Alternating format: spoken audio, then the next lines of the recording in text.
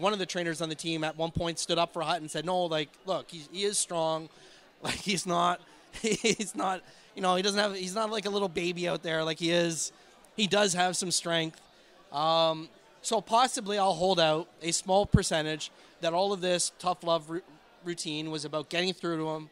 They're going to get an improved player in the fall, but I can't wrap my head around really, like, in the big picture, does he fit with the team? Does he fit with Travis Green? Does he fit with the one thing that I think Travis Green is going to want more than anything else this summer, and that's to have a team that's harder to play against? I think it drives him crazy and drove him nuts all year how soft the Vancouver Canucks were.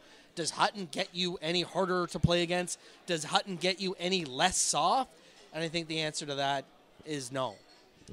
And I can vouch for Ben Hutton that, those nights when he was a healthy scratch and in the press box, like I didn't see him, chowing down on pretzels and popcorn and, some of those press boxes had some pretty good stuff up there, ice cream bars, and I didn't ever see Hutton at the trough. Didn't someone ask him if he's fat? Yeah, Janauer asked him. He said, "You don't look fat," to which Hutton said, "Well, thanks, I appreciate that." But he did look beaten down. Like, he's a guy that in the first 2.5 seasons in the NHL, he loved living the NHL life probably more than anybody. I mean, just that goofy grin of his at every turn. And in the second half of the season, when he wasn't getting in the lineup, that smile had disappeared. Like, we saw him. I remember talking to him in Phoenix just ahead of the trade deadline when there was some suggestion that he might be on the move.